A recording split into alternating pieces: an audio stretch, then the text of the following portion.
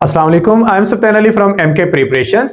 केपीपीएससी की तरफ से एसएसटी के जोन वाइज टेस्ट कंडक्ट हो रहे हैं और अभी सिलसिला चल रहा है एसएसटी बायोकेमिस्ट्री के टेस्ट का, जिसमें 4 और 5 मार्च को जोन 2 और जोन 3 के टेस्ट कंडक्ट हुए हैं।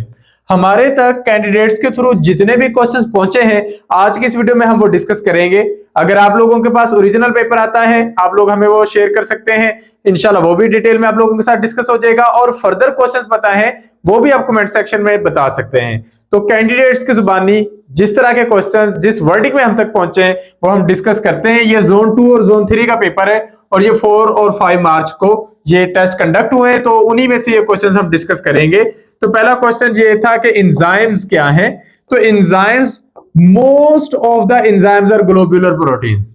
एंजाइम्स केमिकल रिएक्शन को तेज करते हैं और केमिकली ये प्रोटीन्स होते हैं ग्लोब्यूलर प्रोटीन्स।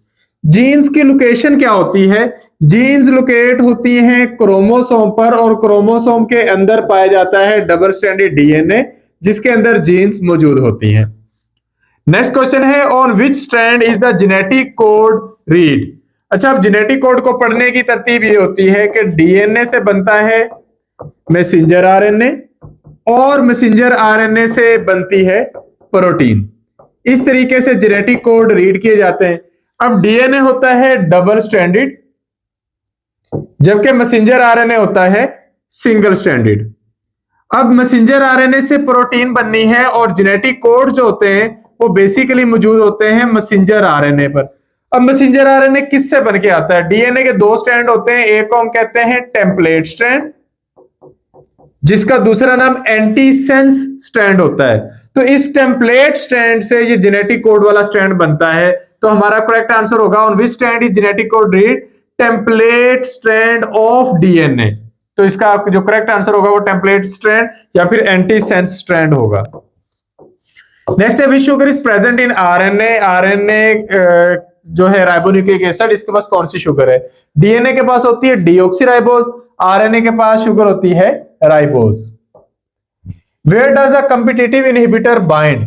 एक एंजाइम पर कॉम्पिटिटिव इनहिबिटर आकर बाइंड कर सकता है। अब होता यह है कि एंजाइम की वो साइड जहां पर सबस्ट्रेट ने बाइंड करना है उसे हम एक्टिव साइट कहते हैं, और अगर एक्टिव साइट पर कॉम्पिटिटिव इनहिबिटर आकर बाइंड कर जाएगा तो सबस्ट्रेट को बाइंड होने के लिए जगह नहीं मिलेगी। इसे हम कॉम्पिटिटिव इनहिबिटर कहते हैं इसलिए है क्योंकि ये कंपीट करता है सबस्ट्रेट के साथ कि मुझे एक्टिव साइट पर ही जुड़ना है। जो नॉन कॉम्पिटिटिव इनहिबिटर होता है वो कोई और साइट ढूंढ लेता है, जिसे हम एलोस्टेरिक साइट कहेंगे। तो यहां पे हमारा करेक्ट आंसर एक्टिव साइट ही बनेगा। Where does cellular respiration mainly occur. Cellular respiration यानी कि जो एनर्जी बनाने का प्रोसेस होता है लिविंग ऑर्गेनिजम्स में, वो कहां पे होता है? तो वो माइटोकॉन्ड्रिया में होगा। जिसे आप ग्लाइकोलाइसिस साइटोप्लाज्म में होती है, और ग्लाइकोलाइसिस के बाद जो क्रेब्स साइकिल वाला प्रोसेस है या एटीपी प्रोडक्शन वाला प्रोसेस है वो माइटोकॉन्ड्रिया में होता है। बैक्टीरिया किस ग्रुप से बिलोंग करते हैं? बैक्टीरिया का ताल्लुक किंगडम मोनेरा या किंगडम प्रोकैरियोटी से है, इन्हें हम प्रोकैरियोट्स कहते हैं। What is the control center of a eukaryotic cell? Eukaryotic cell के अंदर जो ऑर्गेनेली सब चीजों को कंट्रोल करता है वो न्यूक्लियस है। What is the substance acted upon by an enzyme? एक एंजाइम जिस सब्सटेंस पर एक्ट करता है उसे हम सबस्ट्रेट कहते हैं, और उससे जो चीज बन के आती है उसे प्रोडक्ट कहते हैं। पेप्टाइड बॉन्ड कौन से मॉलिक्यूल्स को जोड़ता है? पेप्टाइड बॉन्ड अमाइनो एसिड्स को जोड़ता नहीं है, पेप्टाइड बॉन्ड अमाइनो एसिड्स को जोड़ता है और उससे प्रोटीन बनती है। तो अगर ऑप्शंस में प्रोटीन भी हो तो प्रोटीन करेक्ट नहीं होगा बल्कि अमाइनो एसिड्स करेक्ट होगा। तो peptide bond joins amino acids, amino acids को आपस में जोड़ता है। यीस्ट किस ग्रुप से बिलोंग करती है? यीस्ट यूनिसेलुलर फंगस है और इसे हम खमीर भी कहते हैं। इसमें से इसका साइंटिफिक नाम है सैक्रोमाइसिस सेरेविसाई, जो कि बेकरी प्रोडक्ट्स में यूज की जाती है। एंडोप्लाज्मिक रेटिकुलम का फंक्शन क्या होता है? किसी भी सेल के अंदर एंडोप्लाज्मिक रेटिकुलम ट्यूब्यूल्स का वो नेटवर्क होता है जो न्यूक्लियर मेम्ब्रेन से शुरू होता है, और इसके अंदर बहुत सारे केमिकल प्रोसेसेस होते हैं जिनमें चीजों की मूवमेंट होती है स्पेसिफिकली। तो जो रफ एंडोप्लाज्मिक रेटिकुलम है ये प्रोटीन बनाता है, और जो स्मूथ एंडोप्लाज्मिक रेटिकुलम है वो लिपिड्स के मेटाबॉलिज्म में अहम किरदार अदा करता है। तो ये इस लिहाज से हम इसको कई तरह से डिस्कस कर सकते हैं। फोटोसिंथेसिस कहां पे होती है? पौधों में फोटोसिंथेसिस क्लोरोप्लास्ट में होती है, लाइट रिएक्शन ग्रेना पे होता है, डार्क रिएक्शन स्ट्रोमा पे होता है। Where are sex linked genes found, human body में वो जीन जो सेक्स लिंक्ड कैरेक्टर्स को कंट्रोल करती है वो सेक्स क्रोमोसोम्स पर होती है, जैसा कि एक्स क्रोमोसोम और Y chromosome. In which molecule is hydrogen bonding strongest, hydrogen bonding वहां पे स्ट्रॉन्गेस्ट होगी जहां पे इलेक्ट्रोनेगेटिविटी का डिफरेंस सबसे ज्यादा होगा। तो हाइड्रोजन फ्लोराइड में, हाइड्रोजन और फ्लोरीन में जो इलेक्ट्रोनेगेटिविटी का डिफरेंस है वो सबसे ज्यादा होता है। If azimuthal quantum number is L3 which subshell is it represents, तो ये एक्चुअली ये होता है कि L0 रिप्रेजेंट करता है S सबशेल को, L1 रिप्रेजेंट करता है P को, L2 रिप्रेजेंट करता है D को, तो L3 रिप्रेजेंट करेगा F सबशेल को। S सबशेल में 2 इलेक्ट्रॉन्स आ सकते हैं, P में 6, D में 10 और F में 14। तो ये क्वांटम नंबर्स हैं जो बताते हैं quantum state of electron. What is the maximum number of electrons in F subshell, जिस तरह मैंने अभी आपको बताया 14 इलेक्ट्रॉन्स इसके अंदर होते हैं।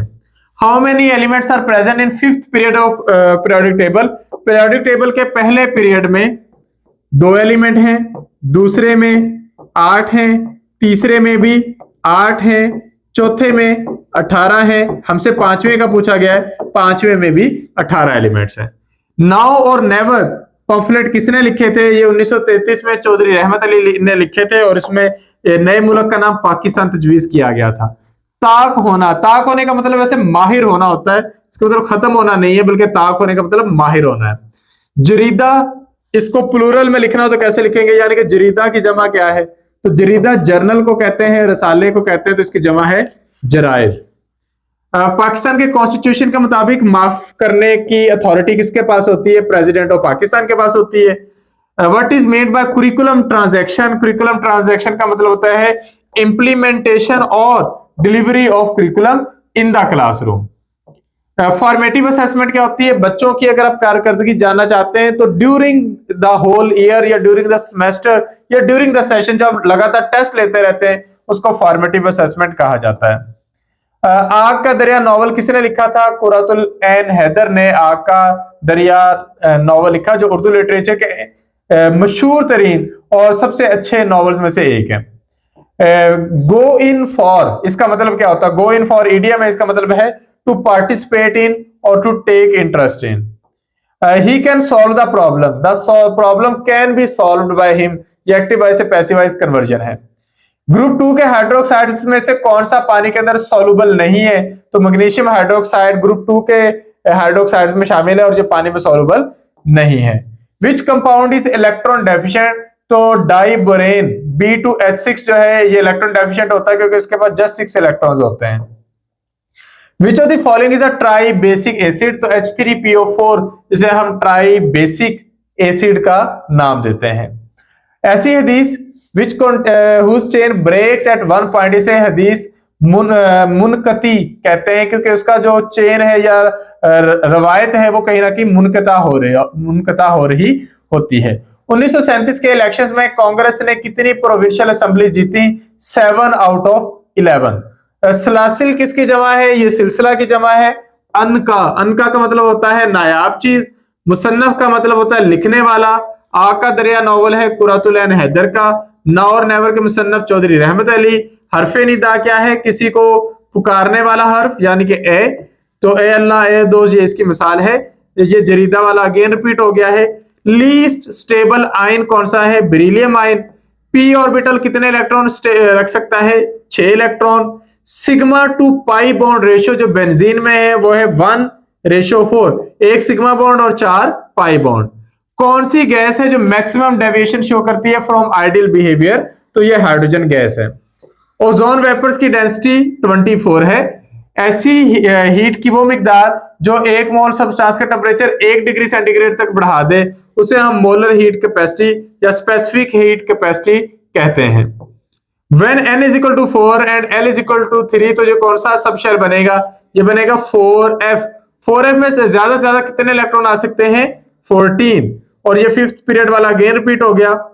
ग्लाइकोलाइसिस का प्रोसेस साइटोप्लाज्म में होता है, क्रेब्स साइकिल का प्रोसेस माइटोकॉन्ड्रिया में होता है। एंजाइम्स क्या है, बायोलॉजिकल कैटालिस्ट है। स्टार्च को तोड़ने वाला एंजाइम अमाइलेज है। बैक्टीरिया के इन bacteria DNA is present in, bacteria के अंदर डीएनए कहां पे होता है, यूकैरियोट्स का डीएनए न्यूक्लियस में होता है, जबकि बैक्टीरिया जो कि प्रोकैरियोट है उसका डीएनए न्यूक्लियाइड में होता है, क्योंकि उनमें न्यूक्लियस नहीं होगा। ट्रांसलेशन यानी कि प्रोटीन सिंथेसिस का प्रोसेस कहां पे होता है? राइबोसोम्स में। सबस्ट्रेट एंजाइम की किस साइट पर बाइंड करते हैं? एक्टिव साइट पर। म्यूटेशन का मतलब क्या है? Change in DNA sequence. Mitochondria का काम क्या है? ATP production and NADPH production, और ये एटीपी प्रोडक्शन होती है एक प्रोसेस में जिसे हम बोलते हैं ऑक्सीडेटिव फास्फोरिलेशन। गोल्जी बॉडीज का फंक्शन क्या है?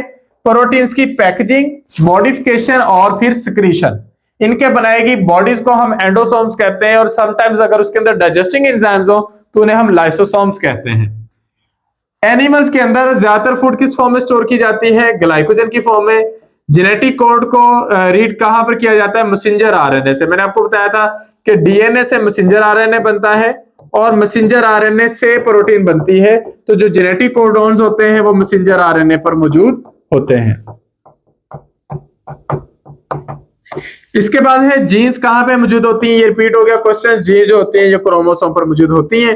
तो ये जितने क्वेश्चंस अवेलेबल थे आज की इस वीडियो में हमने डिस्कस कर दिए हैं। अगर आपके पास ओरिजिनल पेपर आए वो भी आप हमारे साथ शेयर कर सकते हैं, और अगर आपके पास मजीद एमसीक्यूज हो तो आप कमेंट सेक्शन में पुट कर सकते हैं। ओरिजिनल पेपर डिस्कस करने के लिए शेयर करने के लिए आप इस नंबर पर कॉन्टैक्ट करेंगे 0342447091, क्योंकि फिर हम आप लोगों के लिए जो ओरिजिनल पेपर है वो पूरी डिटेल के साथ इंशाल्लाह डिस्कस कर देंगे।